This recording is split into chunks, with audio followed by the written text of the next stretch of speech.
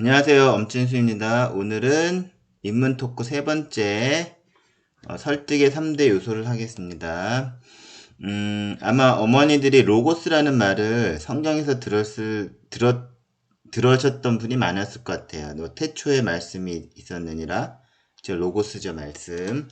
근데 또 로고스라는 거 어디서 많이 들어봤을 텐데 그게 하나가 그 레토릭, 수사학에서 그쵸? 수사학에서 설득의 3대 요소라는 그런 3대 요소 중에 하나가 로고스라는 것도 얼핏 기억이 나실 것 같아서 오늘 한번 설득의 3대 요소를 다뤄보겠습니다.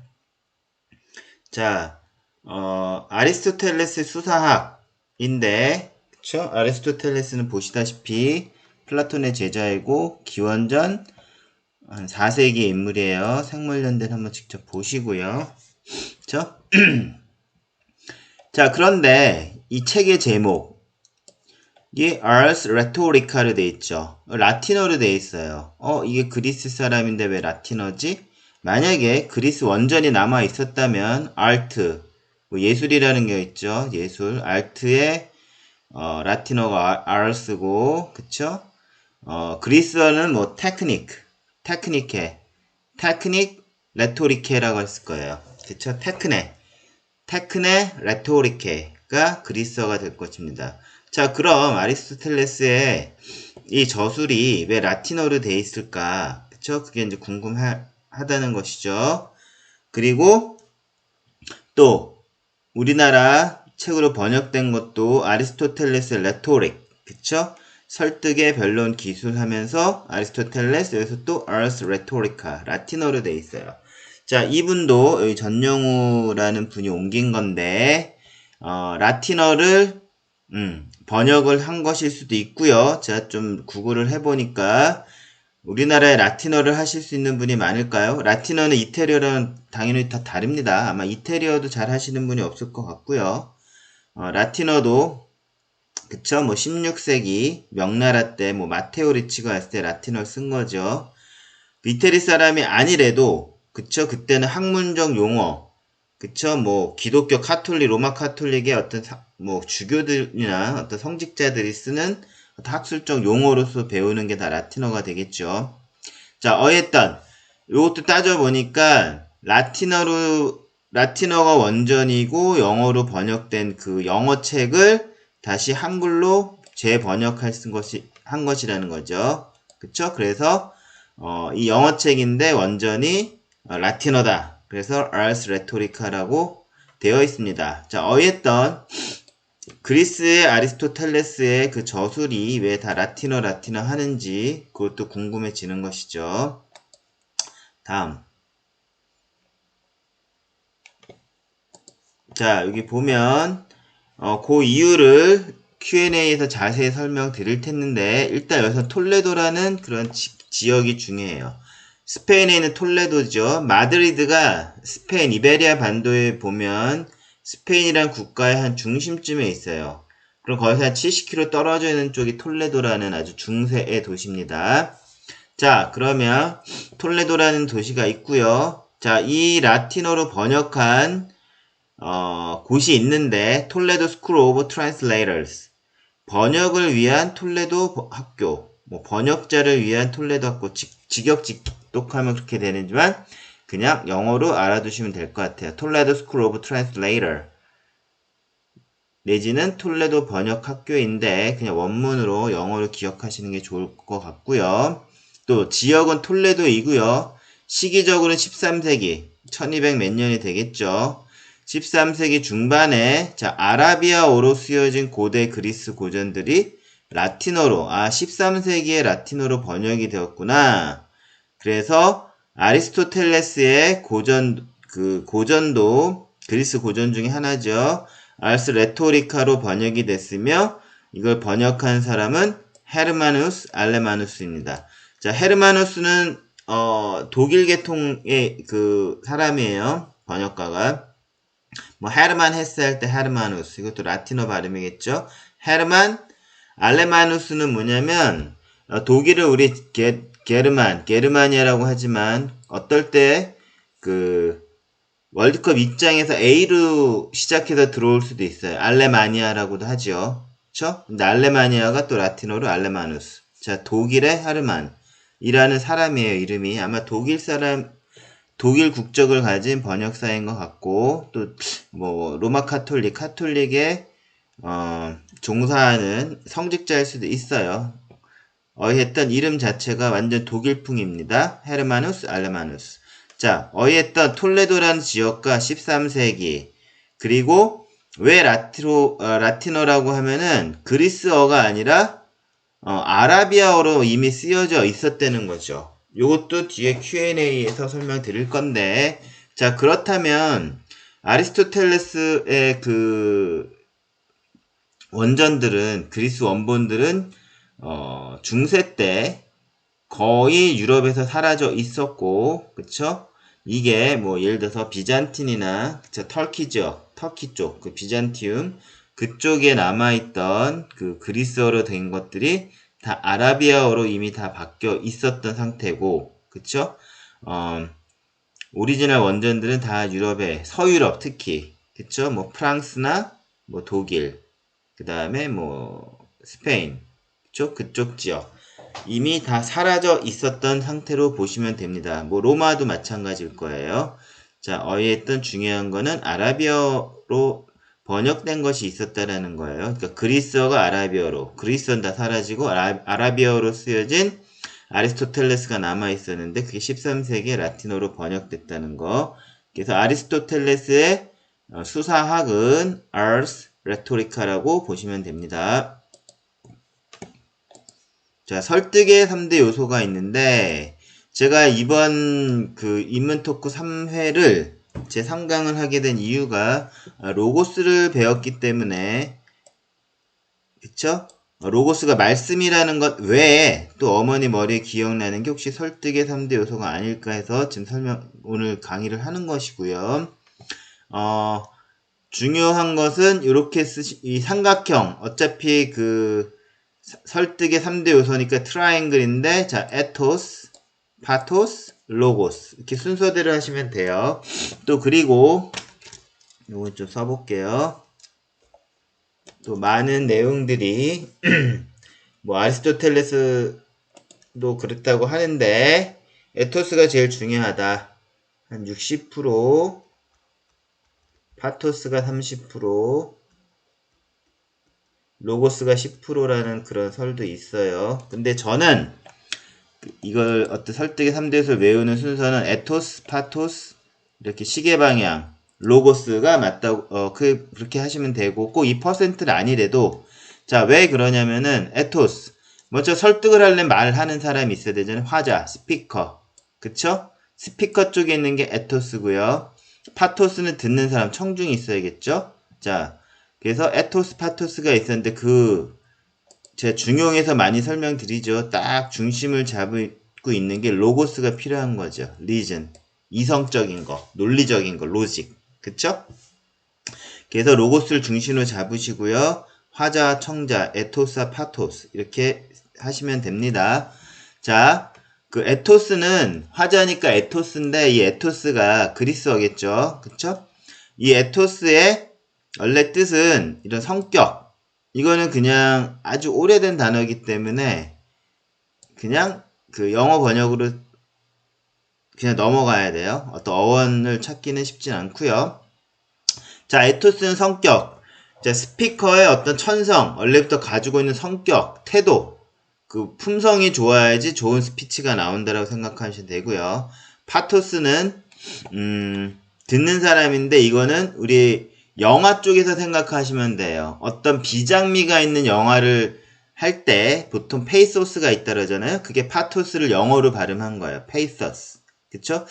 한때 개그맨 심영래가 뭐 나의 뭐 심금을 울리는 뭐 페이소스가 있고 그래서 저도 옛날에 페이소스 잘 모를 때 뭐 스파게티 소스인가 막 그랬는데 자, 페이소스는 파토스입니다. 나의 마음을 울린다. 그래서 요거는 영어로 보면 suffering. 마음을 아주 비통하게 한다라는 그쪽이 더 맞아요. 그래서 이 캐릭터 맞고요. 여기는 suffered. 아주 마음이 괴롭다. 고통을 받는다. suffer. suffering을 쓰면 돼요. 자, 로고스는 다 아시는 거니까. 자, 이성으로, 여기선 이성이에요. 로고스. 자, 그래서 설득의 3대 요소, 에토스, 파토스, 로고스 잘 기억하시고, 제가 오늘 강의를 한 이유는 요 로고스 때문이었다라는 거. 제 2강에서 배우셨죠? 자, 그 다음에 클리어하고,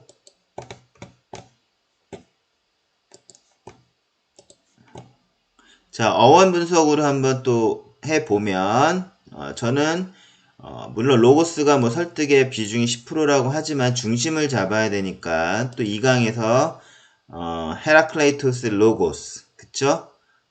로고스를 배우셨으니까 로고스를 먼저 할게요. 로고스, 헤라클레이토스에서 배우셨죠? Reasoning expressed by word. 말로써 그러니까 이성인데 이성을 하려면 어떻게 된다? word. 자, 태초에 말씀이 있었는데 그 워드도 있고요. 말로써 표현되는 이성. 자, 로고스입니다. 자, 에토스는 아까 캐릭터라고 했는데 disposition. disposition은 천성적으로 천성이란 뜻이에요. 어떤 nature.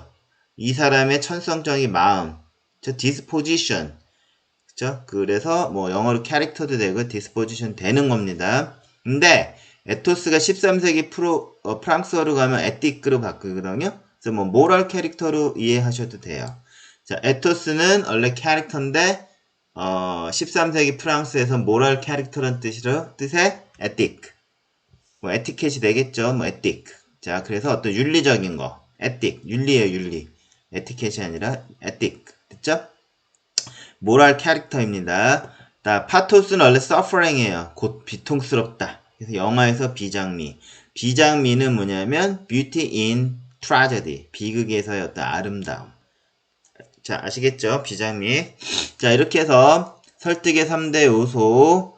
자, 에토스, 파토스, 로고스. 자, 저는 그 중에서 로고스 중심을 잡아야 되니까 로고스를 맨 위로 올려드렸고요. 자, 이제 Q&A로 들어가겠습니다.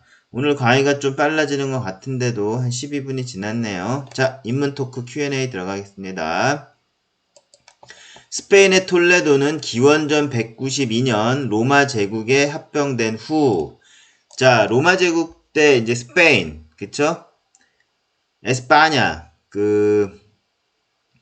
러셀 크로의 영화에서도 나오죠. 마르쿠스 아우렐리우스, 그쵸? 그 황제하고, 그쵸? 러셀 크로우가, 자, 에스파냐의 그 장군으로 나오잖아요? 자, 로마 시대에도 스페인은, 뭐, 프랑스가 갈리아, 그쵸? 그 다음에, 뭐, 독일 쪽이 게르마니아, 그 다음에 여기 에스파냐. 자, 나라들이 다 있었던 거고, 192년에 로마 제국에 합병되었습니다. 그리고 중세 589년에는 리카르도 왕 통치 시기에 카톨릭 국가가 되지요. 그죠? 또 589년을 대략 600년이라 치면 한 111년, 120년 지나서 이슬람 국가가 돼요. 우리가 지금 보는 스페인은 당연히 카톨릭 국가, 그죠? 카톨릭이 유지되어 있던, 그쵸? 뭐 합스부르크 왕가, 뭐 턱이 좀 삐죽 나온 뭐 합스부르크 왕가 그런 쪽이 다 스페인에서 이렇게 넘어온 왕가들이고, 그쵸? 그런데 카톨릭 국가, 뭐 네덜란드를 통치할 때도 카톨릭으로 신교도를 억압했기 때문에 네덜란드 독립전쟁 일으키고 하면 카톨릭 국가로 인상을 갖고 있지만 711년에는 이미 이슬람의 통치를 받게 됩니다. 자, 우마이야 왕조의 통치를 받고요. 자, 이 통치가 13세기, 그쵸? 이게 8세기, 500년 동안도 유지되는 거예요. 그래서 톨레도 스크롤 트랜스레이터를 중심으로 아리스토텔레스의 다양한 저술이 라틴어로 번역되는 이유를 설명하시오. 자, 톨레도라는 아까 강의에서도 어떤 스페인의 한 지역이, 그쵸? 이슬람 통치를 받게 되고, 그러나 500년이 지난 후에 711년으로부터 500년이 지난 후에 아리스토텔레스의 다양한 저술이 또 라틴어로 번역되는 그런 이유를 설명을 하는 것이죠. 자, answer 들어가겠습니다. 자, 기독교를 중심으로 하는 유럽 중세 시대는 자, 마지막 고대인이자 최초의 중세인으로 부르는 유럽의 중세는 주로 5세기에 시작한 거죠. 그쵸? 5세기. 그쵸? 그래서 마지막 고대인이자 최초의 중세인으로 불리는 아우구스티누스. 자, 기독교에서는 아우구스티누스가 있죠. 그쵸? 마지막 고대인의 교부 철학을 바탕으로 시작이 됩니다. 자, 유럽의 그 카톨릭, 기독교 국가는, 그쵸? 어떤 그 신학적 이론이, 신학적으로 토대가 되는 게 아우구스티누스. 그쵸? 최초의 중세인. 유럽의 중세 기독교를 시작하는 뭐 최초의 중세인도 되겠죠. 자, 4세기에서 5세기 인물인데, 자, 교부 철학, 그쵸? father, church father예요. father in church. 그래서 patristic, father란 뜻이죠. patristic philosophy, 교부 철학, 그 교회의 아버지, pater, patristic이고요. 교부 철학을 바탕으로 시작이 됩니다. 자, 그거는 세계사 시간에 뭐 아우구스티누스 많이 보셨을 거예요. 중세 유럽의 기독교 시작, 어떤 바탕이 되는 거죠. 근데 아시다시피 아우구스티누스는 그 북부 아프리카 쪽이고요. 또 알렉산드리아 하면은 신플라톤주의가 많이 기억이 나시죠. 다 그 지역이 그 지역으로 보는, 그쵸. 아우구스티누스가 살았던 지역은 그 카르타고 쪽 지역인데, 그쵸? 카르타고 지역인데, 알렉산드리아, 뭐 카르타고, 그쵸? 그 북부 아프리카 지역인데, 이쪽엔 다 신플라톤주의가 딱 기억이 나시는 거고, 아우구스티누스 또한 신플라톤주의의 영향을 받은 인물로 볼 수 있습니다. 자, 그런데 기독교 어떤 신 중심의 어떤 그 사회로 그 변화가 되는데, 인간 중심적 세계관. 그래서 아리스토텔레스는 인간 중심적 세계관을 가졌다라는 것이죠. 자, 어떤 이 아리스토텔레스의 자연 철학을 얘기하는 거예요. 그러니까 어느 정도 그 논리학이라는 거, 아리스토텔레스 실로지움 이런 것들은 좀 알려져 있었는데, 5세기 이후에는 아리스토텔레스의 자연 철학들은 보니까 우리 플라톤주의로 포장된 그런 포장된 해석된 신학인데 좀 그렇죠. 하여튼 카톨릭에는 잘 맞지 않는다 그래서 1000년간 유럽에서 금기어가 됩니다. 뭐 심지어는 다 불태워 버려졌다는 것도 있어요. 알렉산드리아나 뭐 그리스나 아리스토텔레스의 저술은 이게 인간 중심이고 우리는 기독교 국가를 표방해야 되는데, 이거는 불온하다는 이유로 다 폐기되었다라는 겁니다. 어쨌든 1000년간 금기어가 되죠. 자, 5세기부터, 그쵸? 뭐 5세기 뿐이었겠습니까? 뭐 플로티누스가 활약했던 뭐 3세기, 4세기. 요거는 아우구스티누스 5세기. 뭐 3세기로 잡아가지고 13세기면 대략 1000년이 되죠. 그쵸? 뭐 이게 900년이냐 800년이냐 1000년이면 대략 1000년 동안 아리스토텔레스는 유럽에서 터부시, 금기어가 된다는 것이죠. 자, 그랬는데, 자, 그럼 왜 딱히 13세기에 아리스토텔레스가 톨레도를 중심으로 해서 유럽에 나타나는 거죠. 자, 이 그림 두 가지를 보시면 되는데, 톨레도 성당입니다. 자, 카테드랄, 산타 마리아, 톨레도 대성당이라고 하고요.